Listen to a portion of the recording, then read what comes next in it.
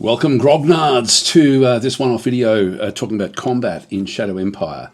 I thought I was live streaming this earlier on my at DasTactic live stream channel on YouTube, and it was really interesting actually just how much information came out of this fight with the Arachnid Queen.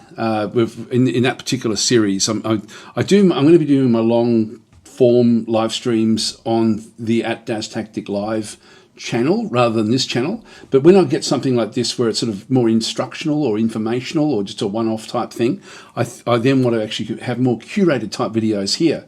So this is going to be one of them. And we ended up with a very, very pure fight against the Arachnid Queen. Now, if you're not familiar with Shadow Empire is an incredible game. It's one of my favorite games. It's quite complex in terms of the scope of what it actually does do.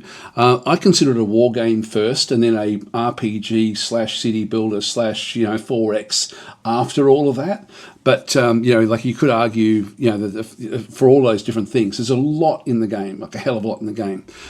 Even with the actual, and it's the randomization, the planet generation is just next level. The planet generation and the map generation of where you're going to be fighting makes perfect sense from a planetary sort of like a planetology aspect. It's as deep as Dwarf Fortress in terms of how the planets are then sort of generated for you to fight on. You only ever fight on one planet at a time, like for the actual game itself. You're sort of in like a dystopian sort of future where civilization has collapsed and you're sort of trying to come back. In this case, I won't spend too much time talking about the actual game itself, but you end up with extremely random situations that you then have to sort of nut your way through, and that's part of that's managing your economy, managing your resources, and then also managing your army and then fighting effectively. And so I thought I'd make this video simply because this was a really interesting little fight against a single unit, which is the Arachnid Queen.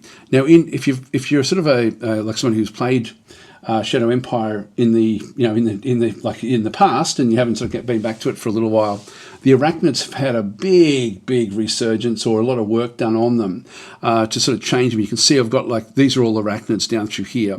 The standard Arachnids we always used to fight against were these type, which is just purely, if I go back to the Arachnids, these are the actual Arachnid forces. In this case, we don't sort of see the exact specifics of this particular one because we don't have enough recon on this particular area. But you can see that they're very, very good at attacking, not so good at defending, but they're still very, very strong. These numbers in through here. And these are against infantry. So these are, the way that this game has been playing out for me, it's very much like we're actually playing what's the game called?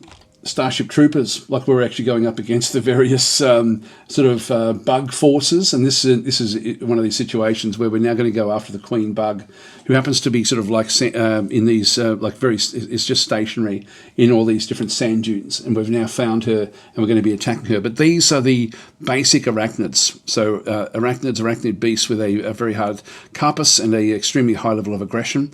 They're not very good against hard targets. Like they still do a fair bit of attacking, a bit of defense. The actual hit points is a big feature of how survivable it is for a creature to sort of be able to live and be able to do things. This is the fighting ability, but this is actually the survival. So it comes down to this hit points, which is a combination of their armor, their base hit points, all sorts of different things that do sort of come back through. So anyway, that's the basic Arachnids. There's 4 levels of them. The second level of these type in through here, which are Defendrix, which is sort of like the next level up, is a really heavily plated and super sturdy cast of Arachnid that acts as a pillar of defense for the Horde. They have some serious anti-tank capabilities, as their strong pincers are able to remove armor plating from armored vehicles. And in this case, they're actually got better defense than what we can sort of see. You can see there the survivability is going way up now. They're at 600, which is dramatically high. In fact, one of the earlier fights we had was, and on this particular world, we've got a sulfur dioxide environment, so it's extremely hazardous and poisonous. And one of them managed to just pull the armor off one of my tanks, like when we were attacking it. I think it was just a normal arachnid, to be honest. And then the biohazard in the atmosphere killed the tank off, which is really cool. Like when you sort of delve into the detail of the actual combat, the way things worked. If I had been fighting on an oxygen-based world, we would have survived that. It would have just been a bit of damage, and that would have been it. You know, like it wouldn't have really mattered that much. We would have then retreated from the combat, that particular unit, but nothing much would have actually happened. But in this case, because we're playing on such a dangerous world, where you've got to wear sort of like spacesuits and things, the slightest scratch or the slightest sort of breach of your of where you are in this particular world is enough to pretty much kill you. And the game actually then rolled a series of different roles, survival roles, and eventually we couldn't survive in that sort of atmosphere, and so that was the end of it in that particular fight. Anyway, I'm trying to give a bit of flavour as to how rich and deep the game actually is. So the next thing up, there's another one as well which I haven't come across yet in this particular group. The hives ramp up in their swarm capabilities, and so the queen is sort of like the pinnacle. This is really while the queen exists, there will be new arachnids growing all the time. If we can kill off the queen, it means we can then get rid of these other arachnids at our leisure. So with the queen, when we have a look and see what she's got 1,000 hit points, so a lot in through there. Similar sorts of attacks and defense as the Defendrix, with what we sort of saw with the others in through there, but just a lot more hit points. And so this one is potentially a difficult one for us to contend with. Again, we're not sort of seeing much stuff in terms of like the specific numbers here for action points, readiness, morale, experience, or entrenchment. And this is a feature, and this is where I'm going to go through now and do a lot of detail about what's going on. She's got incredible recon at 50, which means that she can see everything we're doing. She will know exactly, what's coming at her, what the attack will consist of, and she'll be able to make the best possible strategic choice as to how to combat our forces when we do actually attack her. So his recon is very, very important. When we go back across and have another look, for example, on this square that she's in, we have a very high recon of 170. I've got 3 different armoured car forces in through here. I've got crossbillies, which are the armoured cars. If we have a look at those, they've got a recon there of 7. With what's going on through this other side. And so they're very good at doing recon, but nothing like 50. But the combination of all of these different recons, even our tanks that we've actually got, I've got a couple of tank units in through this other side as well. These have got, they've got a recon there of 4, and these all help to give us what we have in this particular area of 170 as the actual recon amount. And so you can see that when I hover over it, it says current recon points in the selected hex. Minimum recon for unit information is 40. In this case, 42 for this hex. It's just a little bit more difficult with this hex to see into it. If this was like a heavy forest, for example, that number would go way up. But in a sand dune area, which is what she's on sand plains, and I'll talk about this in just a minute. And so the minimum recon for full unit information is over 400 for this particular hex. So we don't have that. We're not even halfway there yet. Landscape hide points 0, universal hide points there is 2. That's the extra 2 that we're getting. Your zone of control points on the hex is 35. So we can slow things down. She can't move anyway. She's immobile. So once we find the queen, we can then sort of surround her and just get ready for the actual assault. So we'll go through the detail of the assault, but recon is very, very important.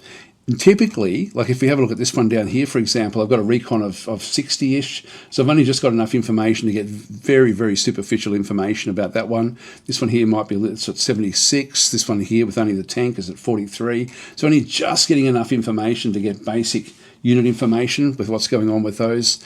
This one in here is 74.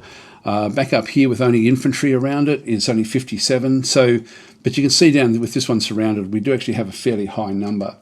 Now, if there's different ways that I can attack, and so quite often you might just blunder in and do different things.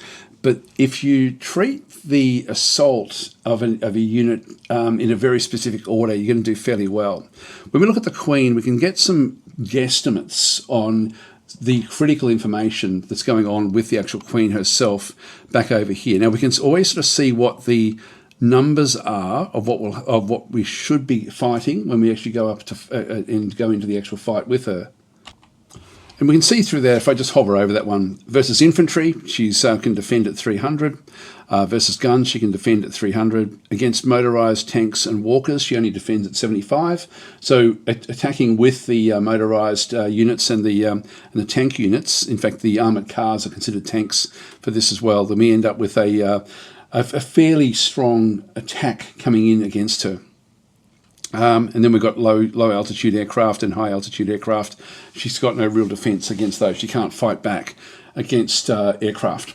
So what we want to do is we've got a specific order of things that we need to be trying to achieve here. The first thing is the more recon we have, the more effective our attack will be. And so the closer we can get to 400, the better off we're going to be. Now, sometimes it may mean sacrificing a unit to actually do that. So if I, for example, grabbed this unit here and did an attack, you can see there I've got very poor odds, 1 to 2.2, if I go and take this particular attack in. But I could do it if I think I'm going to survive and just escape, because what it will then do is give me the recon, and I want to get up to as close to 400 as I possibly can. That just makes everything else more effective.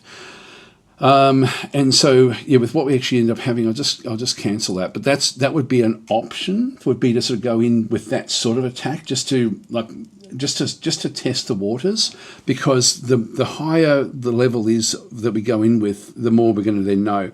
At the moment, we think that she's got 85 readiness.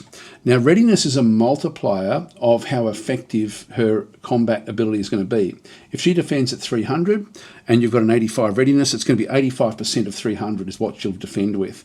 So the more we can bring down the readiness, it is literally a multiplier of her abilities. Similarly, the entrenchment is the same sort of deal. And so in this case, we've got the entrenchment of 73, means that this again gets added on top. 73% essentially means it gets added on top of what's going on. Now, the entrenchment is actually a feature of the terrain that something happens to be in. So, for example, if we're here on a hill or a mountain, and if we just hover over through this one and through here, you'll see that there's in the top little panel, in the top spreadsheet, I guess, at the very, very top of this one, it's got the troop type, and then it's got the things like attack modifiers, defense modifiers. It's got, this is the automatic entrenchment. When a particular type of unit walks into this terrain, they automatically get different abilities in terms of their entrenchment. And then the maximum entrenchment is how much they can, if they don't move, they can stay there over time and slowly build up and dig in and get even more entrenchment. And this is a multiplier for their defense. So if she's defending at 300, if she was in one of these sorts of areas, she would then go up to immediately to 600 and then potentially up to 900 essentially defense, which would be almost like we wouldn't be able to really move her if that was the case, if her entrenchment was that high. So we need to focus on readiness and entrenchment when we've got a difficult unit to try to sort of dislodge that in this sort of instance. She happens to be in sand plains. And when we have a look at this one through here, you can see that her maximum entrenchment there is 50. It should be what that actually is. She should be under the up the top there under infantry as an infantry type in through that other side. One thing interesting in through here as well is that motorised and tanks have a negative 60 attack modifier going into sand, which means that all of these different units are going to be 60% less effective in their attack going into this particular location to try to kill her off. And we can see that if I just go and grab a tank and just go and right click on it, again you can see the odds are against us with just a single unit. But in this case we do see over through here negative 60, and it then tells us landscape modifier for offensive attack values, landscape modifier for the attack values of the troops having to attack into the landscape plains sand for Crusader 2s is minus 60. If I go and add in a unit that doesn't have that problem, if I have a quick look and see, again just hovering over through here, infantry doesn't have any sort of attack problems, so infantry can attack into that location. They can then carry the weight of this. If I go and put the infantry and join that one to the attack, the odds have now changed a little bit. We still have the negative 40 back and through here, but there's no modifier there for the troopers. So we can start to sort of mitigate what's going on. And if we can sort of get like enough going in, we can get rid of this entirely. If I go in with the full concentric areas, that should disappear entirely, this particular one. So if I just go and grab all of these from around it, you can see there it's now disappeared because we've now got a full circle of attacks going in. And we can get up to 8 to 1. That should be enough to kill her off. But we can do better than this, and because there's still a lot of unknowns because of the lack of recon. And there is a chance, because we can't see her, we'll be fighting for a few turns trying to locate where she is while the recon comes up. If we do it a different, now we might be lucky. There is a RNG aspect to what goes on. We may be unlucky as well. So we'll just go cancel with that particular one. So I want to try to affect, in this instance, the readiness and the entrenchment. Now, one of the things we can do with that one is we can use artillery. I've got like a group of artillery in through here where I can actually bring them down to attack her. Now, let's have a look and see what the factors are for this one. So if I do an artillery bombardment first, we should be able to affect her entrenchment and her readiness just by bombardment. If I move into this location, you'll see over through here there's actually action points of how many action points it will take to move in there. That's going to take up 40 action points, and so I've got basically 100. Like if I move up to there, for example, it's going to be 85, 45, 30, but if I move into the sand here, it's 40 there, another 40 into there as well. So it's not fantastic moving into these locations. I lose nearly half my action points moving from the rocky plains that I'm on into the actual sand. So if I have a quick look at this one through here, we're going into sandy plains. So to try to get the most action points left for this attack, what I can do is just extend this road down. So if I just go back and press the R key, go to dirt road, I'm just going to start here. I'm just going to go and click into this location. It'll cost me a little bit of industrial points. Just go and right click, and then I'll go back and press M again. Now when I go and click on this one to go down into here, I've now halved that action point cost, which means it's not going to have all its action points, but it'll still have most of them. So if I now just move this one down into that location, we now get a little bit more recon down there. We can see that that's another Defendrix down this other side. And so in this case, I can now go and do the attack on this particular location. Now I can either just right click to start an attack and then switch and set up the which is what I do. It's probably an easy way to do it rather than going across the artillery. So the ranged attack in through here is the A key. If I press A, I can then sort of do an artillery attack on this location. If I go and do that, particularly if I've got really poor recon, this will be very, very ineffective. So before I do a ranged attack, I want to have as much recon. The more I can target a specific unit or area, the more effective the bombardment will be. So the less recon, the less effective. Important. It's a very important point. I just press escape. So we need to get our recon up. And again, I could attack with a unit and sort of like see how we go just by going in and sort of crunching something together. Or I can go back up and I can attack it with something else. So I can go back up to here where I've actually got some aircraft. And so the aircraft can actually reach this one. I'm just going to go across and do, if I do an air attack, I'm going to be doing a low strafing run. If I do an air recon, I'll be further up, higher up, and possibly do more, like see more of what's going to be going on. So it allows you to usually do recon missions on hexes. I could do either one of them. It's still going to improve the recon. Let's just do an air recon attack on this particular location. And again, remember that we had like, what was it, about 170 odd that was actually going in there, 178. Just grab those aeroplanes again. And in this case, we're just doing air recon. And do a right click. And so we're just going to go in and try to get this recon amount as high as we possibly can. So it will still do a bit of a strafing attack. And it sort of then it got up to 283. Now, if I had attacked it, it would be about the same anyway. And there's a chance that we could do some damage to her. But we're not sometimes they can also dig in though as well. Like if it's not a very effective attack, it can be a bit of a dig in exercise. If we go and have a look and see what she's actually got, if we hover over that one, you see that the readiness is 100%. It wasn't like we were a bit wrong with our with what we were doing. The entrenchment was only 50, which makes more sense than the 75. So the entrenchment is lower than what we thought, but the readiness was higher than what we thought. So so we'll just go and click on OK. If you ever look at her now, it's saying 94 in through there and 59 through there. It's still a little bit out. We still don't have the full recon, but it's certainly better than what it was. This will then allow this artillery attack to be much more effective. So let's now do the artillery attack on this particular unit. So we're just going to go and do a ranged attack and soften it up. Now, it's the only one, if I had other forces, I could bring other forces in. I do have other artillery nearby, but let's just give this one a bit of a go.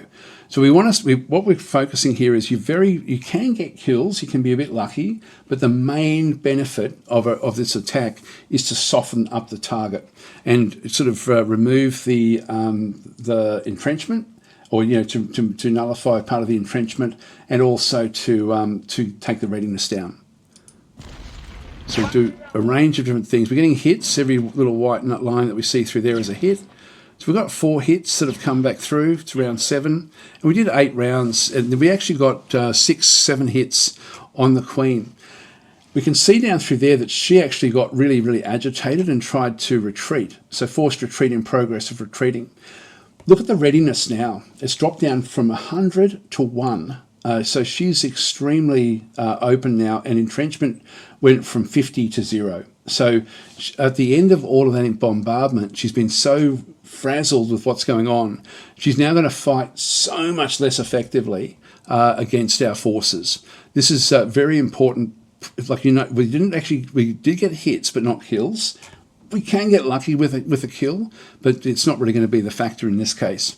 So if we just go back and click on OK, when we have a look at her again now, we're down to what we think is 11 and 0. And this is massive in this game. We now have an attack that is almost guaranteed to win. So if I go and now grab just one of these units, right click on it, oops, hang on, press the M key, go back to move, and then just start to do this attack. It's not, the odds aren't looking that great because I've still got the negative 60% back over through here. But in reality, she's the actual numbers that we're sort of seeing now with everything, with her readiness, etc., is very low. She's still incredibly powerful, like in terms of the actual, this is a modified defensive power. It's still 2,000 even after all this sort of all these abilities going in. I'm just going to go and grab, if I go and grab all of the different units, you'll see the concentric bonus as I bring more and more into the fight. The concentric bonus will start to grow, and these odds will then go up. Still 8 to 1 odds from what we had there before, and then I go and add in the, and we've still got a negative 60 because they're all negative 60s. But having the full concentric attack, I can then just pop in a unit that can attack with without any sort of negative, and I then can get rid of that entirely. And now we're going up to 40 to 1 odds in terms of what we're doing.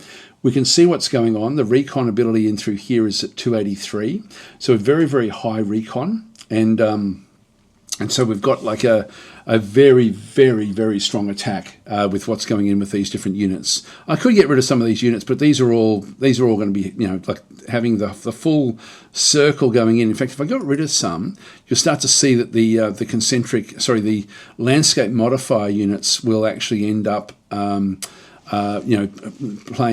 a lesser role. In fact, if I click that one back in and do that one through, we're going to end up with sort of like the same sort of deal in through there, negative 45. So I do need to have this fully surrounded attack to get the most out of the actual units in through this other side.